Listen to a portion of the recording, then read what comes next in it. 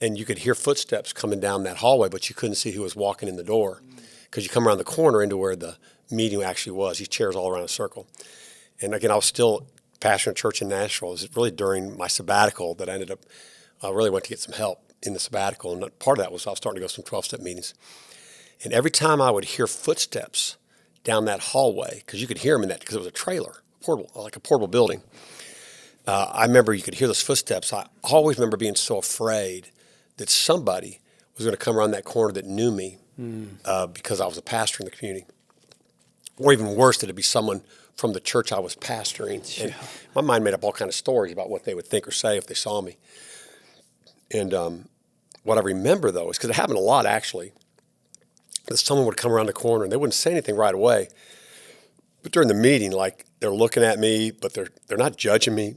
In fact, the opposite was true. What I remember is just these, like, smiles, like, bigger than their faces, okay? And then afterward, it's so funny, they didn't realize what they were saying, but these guys would come up to me, and I have names and faces on who these people were, of people walking up to me after the meeting going, and by the way, there's supposed to be some anonymity in these meetings, right? But there was no anonymity for me, it didn't feel like. But I remember these guys would come up to me and go, yeah, so-and-so said, you won't believe who's coming to the morning meeting. You won't believe it. I can't tell you who it is, but you won't believe who's coming to the morning meeting.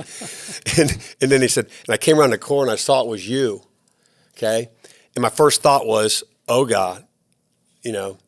And every time it was, and I can't tell you what it means to me to see you in here with me. Yeah, man.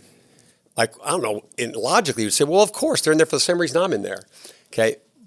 But somehow there was a community in that of acceptance. Like, they knew what they needed, and they saw me knowing what I needed, and together we were all going to get that help.